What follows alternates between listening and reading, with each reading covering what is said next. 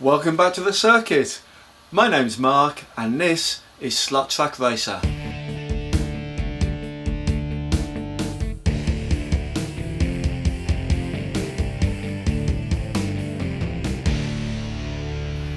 Hi, thanks for tuning in to episode 14 of Slot Track Racer. So I'm going to start off by saying thank you to everybody that watched the last episode. So I've picked up another couple of subscribers and I got some nice likes. I didn't get many comments last time, so please do make a comment because you know, I'm trying to build a channel and it just gives me an idea you know, where we want to go with it and what you want to see. But let's talk about what I've got coming up in this episode. So I've gone back to normal format in that I'm going to do a track update for you. It's a bit underwhelming because it's been cold here and I haven't been able to get out much, but I'll show you what progress I have made on the track. Then we're going to have a look at another car. So I told you last week that I went to the UK slot market over at Gaydon. So I've got another lovely car that I bought there to show you. So we'll talk about that, have a good look at it in detail, and then I'm going to give it the old 2-minute challenge to see how fast it is.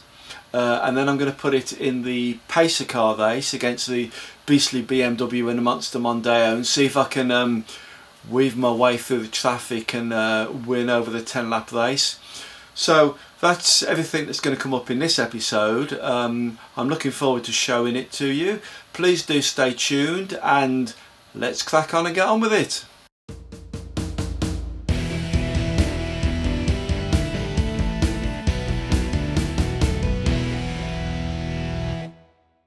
Let's have a look what I've done to my track in the short time that we've been away, and I'm afraid really you need to prepare yourself to be underwhelmed. In my defence, we've had it was freezing cold for a few days, and then we had Storm Dara, didn't we? Howling winds and rain, and then the weather was just wet and nasty and muggy and horrible. So in all honesty, I haven't really got out to the garage. The other thing is December is birthday month for my family, so we've had a lot of family occasions celebrating birthdays. So time for scale X-stick modelling has been in short supply. However, I have done some things, and when I look around actually there are quite a few changes that I can show you, and things are starting to come along. So let's stop talking and let's have a little look at what I've actually done. So this end of the circuit is still the same. You can still see all the foam board landscaping that I haven't covered yet. I've finished my car park on the last video. I haven't done much to that since, so that's still in the same condition. Bristol Street Motors, so I have fitted some lights and I've got an experiment where I'm using Christmas tree copper wire lights, you know, the copper wire with the little LEDs soldered on. So I've been trying to light it up using them and to power it up off this USB power supply here. So I got that going and I've used copper tape underneath. The idea is I can run like a copper tape rail all the way around the circuit that will provide power, then each building can pick up the power separately. However, when I did connect it, every single LED went pop, pop, pop, pop, pop, pop, pop, one after the other until I got none left. So I think I've got the voltage wrong. What I need to do is go and learn Ohm's law like I used to have to do when I did O-level physics. So until I've done my electrical calculations on current and voltage and resistance, lighting is off. I've mentioned in a previous video that the son does a bit of 3D printing, the son-in-law.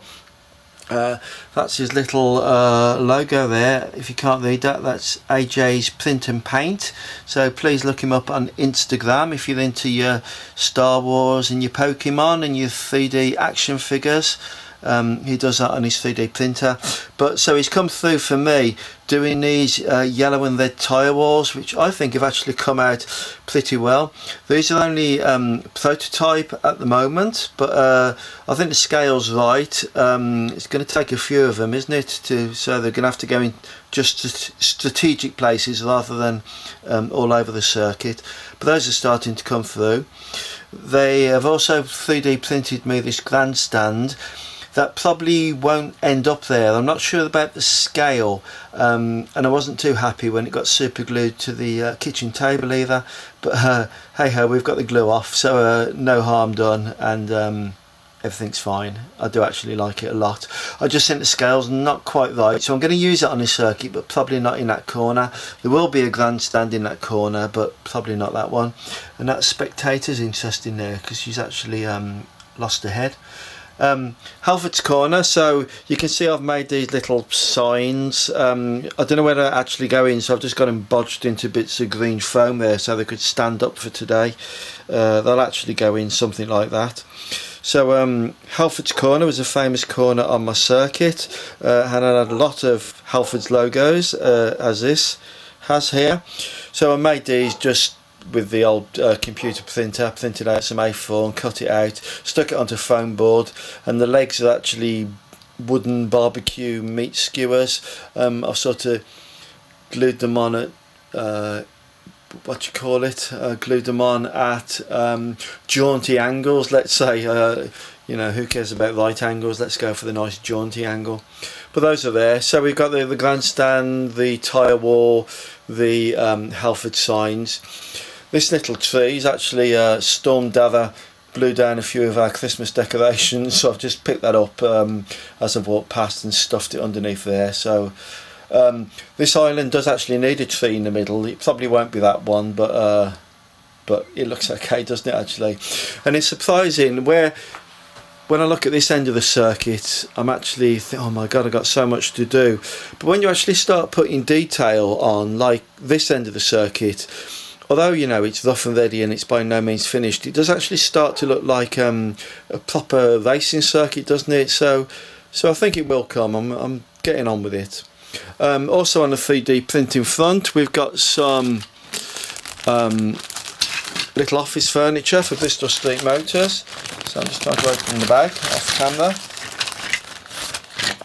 Here we are. So what we've got a little writing desk to go in Bristol Street Motors, and we've got another writing desk. And what else can I find in this bag?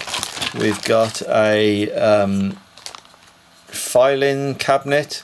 So various bits of office furniture that have come off the 3D printer.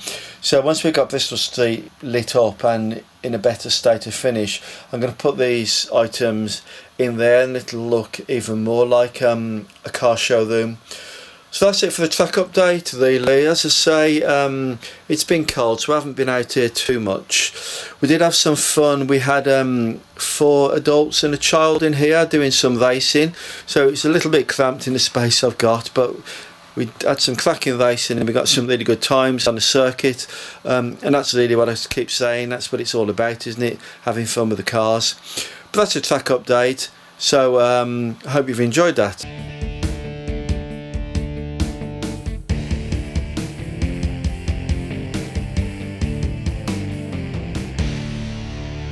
And so if you was watching the last episode, you will recall that I told you about my trip to the UK slot market at Gaydon, the winter slot market, which happened on the 1st of December.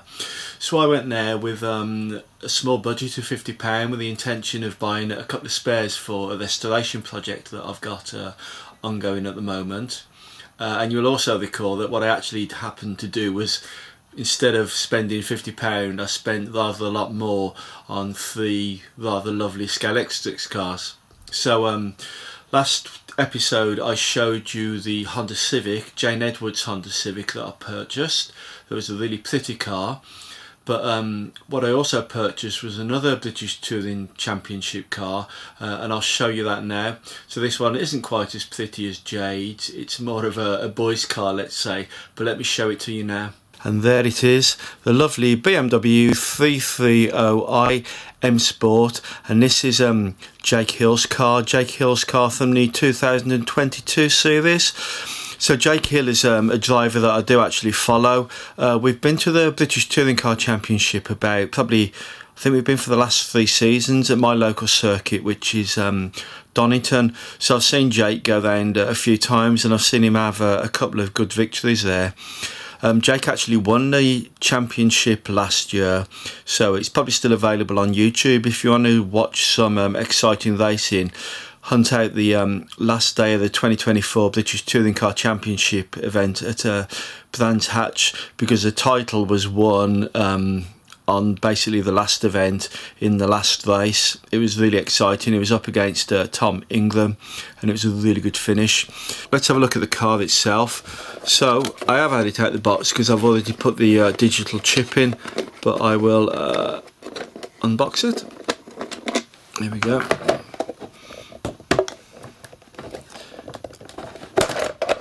And we're out. There we go.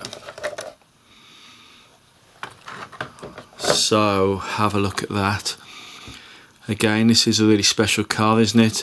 On Jade Edwards' car and this car, I really love the detail on the wheels. Can you see how they've picked out the sort of burgundy colour there at the centre of the wheel? That's really nice, isn't it? Sponsorship logo is really good. So obviously Rocket was running this team in 2022. It's got lights front and rear. Beautiful sponsorship logos. Racing number 24. Got the Quick Fit logo there for the Touring Championship on the bonnet. Really lovely looking car. Number of separate parts, so the wing mirrors are separate, yes. Separate aerial. Separate spoiler, which actually when I first took it out of the box, this has been fitted backwards, so Scalextic occasionally do make mistakes with their manufacturing process, so I had to like just flick this out and place it back in the right way round. But isn't that a really super car? So underneath, easy change guide blades. I've fitted the digital chip already. Nice soft tyres. I haven't sanded these yet. They're racing slicks. I'm expecting this car to hold the track quite well, because as usual for touring cars, it's quite wide and quite a low centre of gravity. So I'm expecting this to go down the track quite well. I can't wait to get it going actually. That's a beautiful car though, isn't it? Again, it's got this sort of satin finish on it, which makes it look really special. So there we are. That's Jake Hill's BMW 330i M Sport, and it's also got the M Sport logo in the base there. Again, that's something I've noticed Scalextic are doing on a lot of their new cars. I quite like that. It's a really nice touch, isn't it? So what should we do with this? I say we get it powered up. I'll just do an initial couple of laps around the circuit, see how it goes, and then let's do a 2-minute challenge and see if it's actually as fast as Jade Edwards' Honda Civic, because she is top of the leaderboard at the moment with 18 laps. So we'll see if I can get this car going as fast as that over 2 minutes, and then we'll give it the old pacer car challenge with the beastly BMW and the Monster Mondeo, and we'll see if I can come from the back of the field, get through the traffic, and win the race.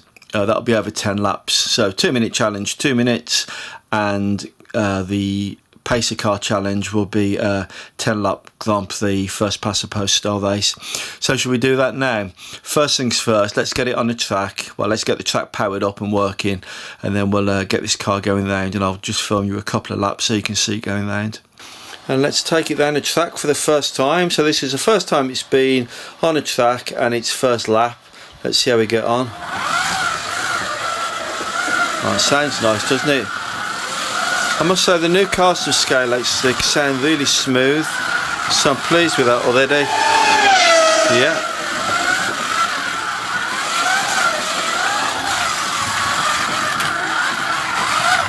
Lights up nicely, lights on the back, lights on the front. Can I see them? I can't really see them in this light, but there are lights on the front. There you are, there's 3 laps and that car is working well. So what I'm going to do next is give it a 2-minute challenge.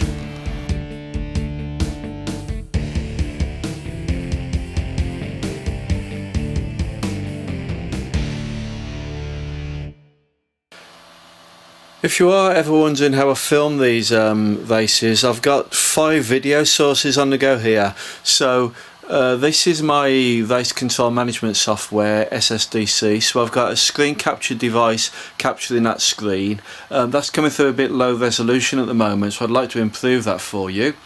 But then over there I've got an old Amazon Fire tablet with a front facing camera, so I'm using that camera. Then I've got a mobile phone set up there, so you occasionally hear WhatsApp messages coming through on that, but that's filming the sort of middle part of the circuit.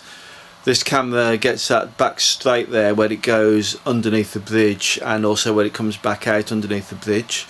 And then I've got an old dash cam there, which is facing rather nicely at my new Halfords corner. So those are the video sources I've got. So, and I've got this handheld camera which I set up pointing down at the start straight, which I'll now put in position now. So that's how I'm making it all work. I know it's a bit low tech, but hey, we've only just started the channel and we can't afford all the fancy gear yet.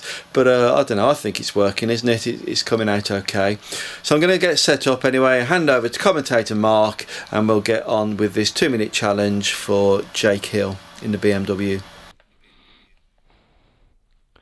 Thank you, and here's a look at the leaderboard for round 6 of the 2-minute challenge, and right at the top there is a Honda Civic Type R that completed 18 laps and got the fastest lap of 6.158 seconds. So here's the BMW. We're waiting for the green lights. The green lights are on and we are racing, and the BMW is away, coming out for its first lap, and here it comes, and it's 7.236 seconds. That's quite a good time for this circuit. Here we come for the second lap. That's 6.3 already within the 6 seconds. 6 seconds is a good time for this circuit. Another 6 seconds there, 6.243. Coming round, complete lap 4, and that's 6.388. This is a good performance from this car. And we're now looking at lap 5, that's 6.429. 6.226, these are really good times. I'm expecting a good haul of laps here.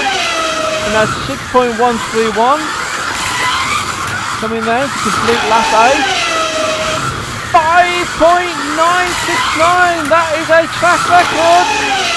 And he's beaten it on lap 9, 5.915. These are really quick laps. Another 5-second lap, 5.958. Lap 11, 5.984. A series of under 6-second laps. What was that one? That was 6.082. Lap 13, another 6-second lap. Lap 14, 5.968, he's under 6 seconds again. This is an incredible performance. He's on 15 laps now. Can he beat the Honda Civic that scored 18 laps in total? At this performance speed, I think he's going to do that today. 17 laps. Comes down for his 18th lap, and that's another 5.965 seconds. So that's such good times. And he's completed 19 laps. 19 laps. That is a track record, and it's going to take him right to the top of the leaderboard. So let's have a look at the leaderboard now as it stands. And here is confirmation, the BMW 330i M Sport right at the top there, 19 laps completed. And here we are for the Pacer Car Challenge. Rouse in the Mondeo going off in pole, Neil in the 318 in second, and Jake Hill coming on the grid in 3rd place. As we come through Halfords, Hill has already taken 1 place, he's up to 2nd. Coming round Halfords again and down the start straight. Hill is following closely, Andy Rouse, who is leading at the moment. Andy Rouse goes through in front again. Hill is on his tail in 2nd position. Matt Neal's fallen behind in the red BMW there. But is that Hill coming through? Yes! No! They're neck and neck. Hill is right on the shoulder of Andy Rouse, and I think he's got through, yeah, he comes through for the lap. Yes, Jake Hill is now in pole position, is leading the race.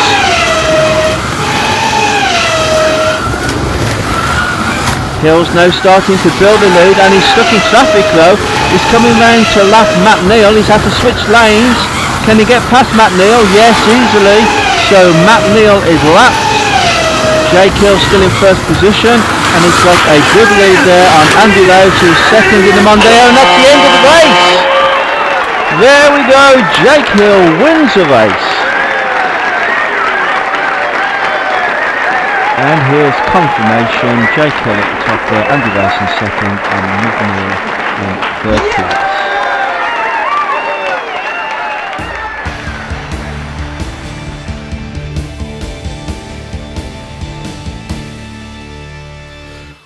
Well, that's the end of the episode, and yay, Jake Hill came through for me. So that's 2 Pacer car challenges that I've won on the top there. Jade Edwards last episode, and now Jake Hill in this episode. And so yeah, I'm really pleased with this car. The new Scale X, well, newer, this isn't brand new, is it? But the newer Scale X cars, I find them really good out of the box, and I'm really pleased with my last 2 purchases.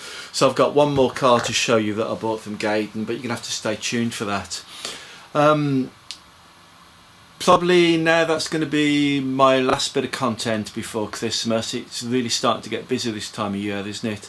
And I think I've mentioned earlier, we've got a lot of birthdays in our family this time of year, so I can't really be out here playing cars when we should be inside the house celebrating with the family. So that will be my last bit of content for this year. So I hope you've enjoyed what I've been doing since I think I started in September. I hope you've been enjoying that. Do please subscribe if you haven't subscribed already, and then you'll see more content as I post it. Give me a like so long as you like the video, and also please do pass some comments down in the comments section, because I love to read those, and I will make an effort to respond to everybody that comments. So what's left to say? Well, if I don't see you through Christmas, I'll see you around the circuit. Bye till next time.